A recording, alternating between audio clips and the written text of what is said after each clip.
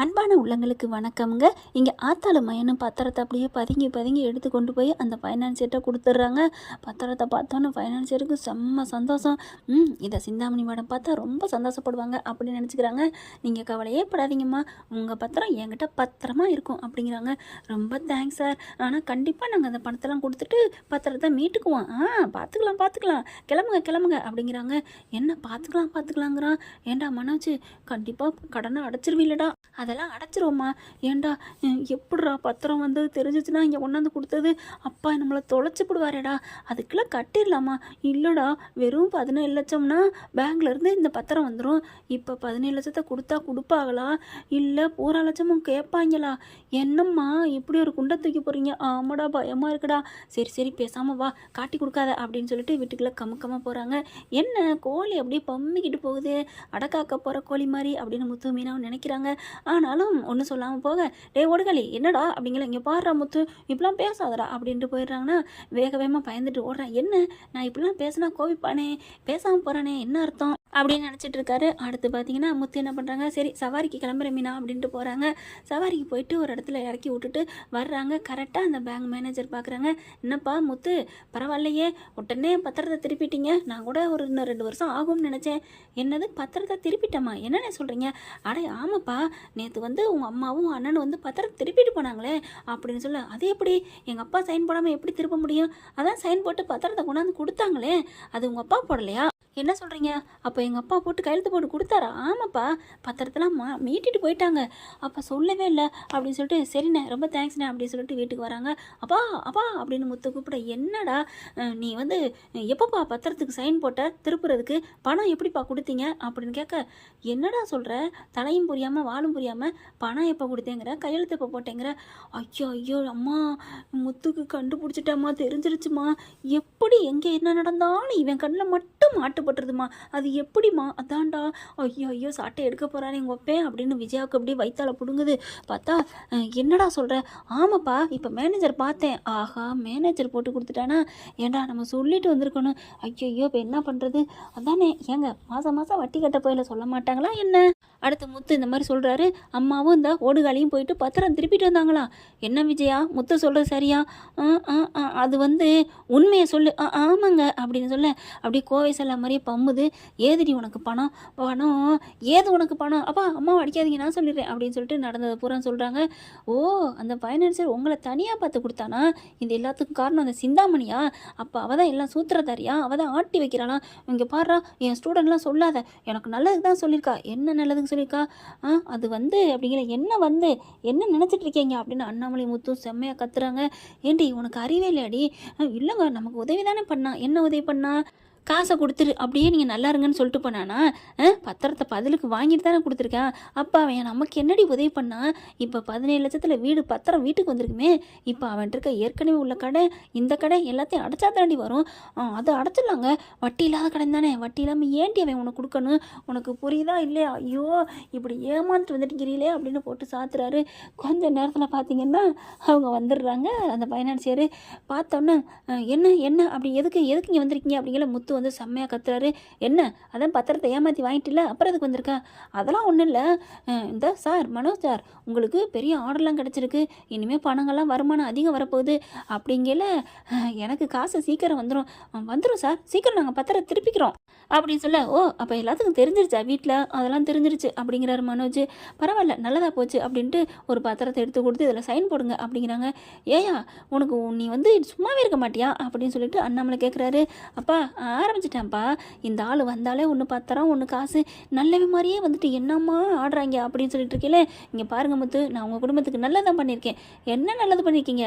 பத்திரத்தை வாங்கிட்டு காசை கொடுத்துருக்கீங்க. இங்கே பாருங்கள், அதெல்லாம் எனக்கு தெரியாது. என் காசை இப்போயே வைங்க, உங்கள் பத்திரத்தை நான் கொடுத்துட்றேன். எனக்கு தேவையில்லைங்க வட்டி இல்லாமல். அது என்ன பண்ணுது? அந்த பத்திரத்தை வச்சு நான் என்ன பண்ண போகிறேன்? பூஜையாக பண்ண போகிறேன். இங்கே பாருங்கள் மேடம், நான் 1 வாரம் தான் டைம் கொடுப்பேன்.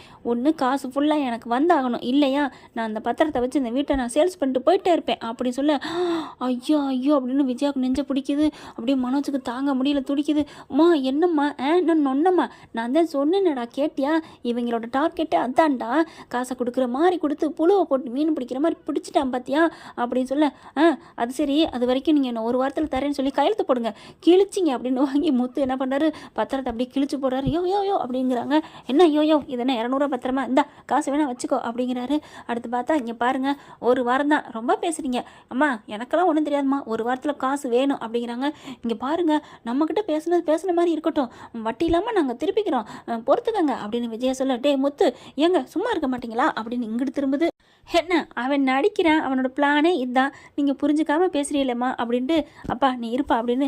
சார் இங்கே பாருங்கள் சார், நாங்கள் ஒன்றும் சொல்லலை, நாங்கள் எதுவும் கேட்கல, நீங்கள் நல்ல மனசோடு தான் எங்கள் அம்மாவுக்கும் என் அண்ணனுக்கும் உதவி பண்ணியிருக்கீங்க, அதனால் அவங்கக்கிட்ட எப்படி டீலிங் வச்சுக்கிட்டீங்களோ அப்படியே வச்சுக்கோங்க, நான் உங்ககிட்ட சண்டை போட்டதுக்கு மன்னிப்பு கேட்டுக்கிறேன், சாரி அப்படின்ட்டு.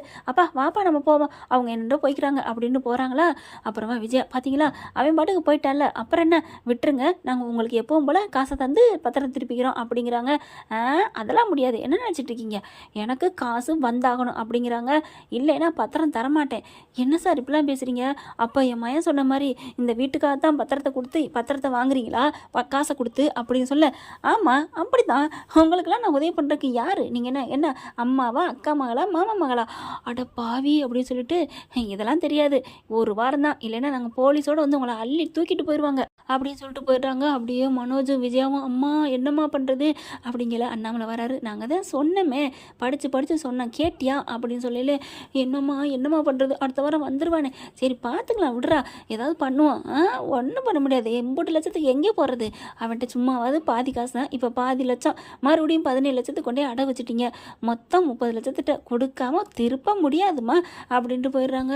அப்படியே விஜயாவுக்கும் மனோஜுக்கும் அப்படியே ஜோரமே வந்துடுது. ஒரு வாரமும் காலம் போயிடுது. காலக்கெடு நெருங்க இவங்களுக்கு ஒன்றும் பண்ண முடியலை மனோஜுக்கு.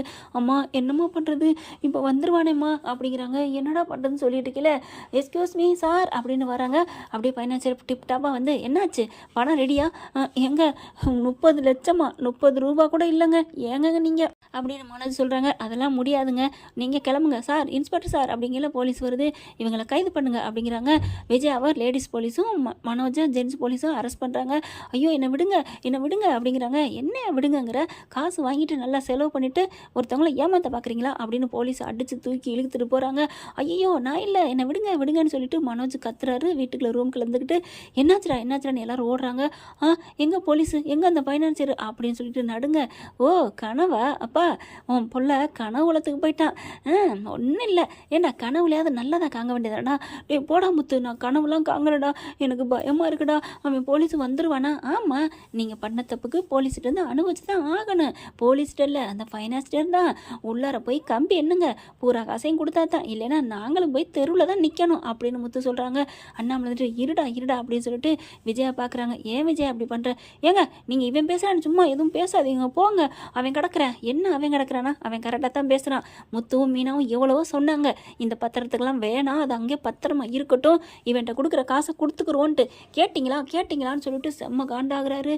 ஐயோ என்னங்க பண்ணுறதுன்னு சொல்லல. கரெக்டாக ஆள் வந்து வீட்டில் ஆள் இருக்கீங்களா அப்படின்னு ஃபைனான்சியர் வராரு. இந்தா வந்துட்டால போங்க ஏங்க அப்படின்னு விஜய் அப்படி பின்னாடி எட்டி பார்க்குது. என்ன பார்க்குற, இல்லை போலீஸ் நிற்கிறாங்களான்னு பார்க்குறேன், அவ்வளோ சீக்கிரம்லாம் போலீஸோட வரமாட்டான், கொஞ்சம் கொஞ்சமாக அவங்கள்ட்ட மிரட்டி அதுக்கப்புறமா இந்த வீட்டை எழுதி வாங்க போகிறான், அவ்வளோதான் முடிஞ்சிருச்சு, என் வீடுன்னு ஆடுனில, கொஞ்சம் நஞ்சம் ஆட்டமாக ஆணவத்தில் ஆடினேன், இப்போ ஒன்றும் இல்லை, நம்ம எல்லாரும் நடுத்தருவுக்கு போகிறோம், அவ்வளோதான், அப்பா என்னை மன்னிச்சிருங்கப்பா, போடா அப்படிங்கிறாங்க.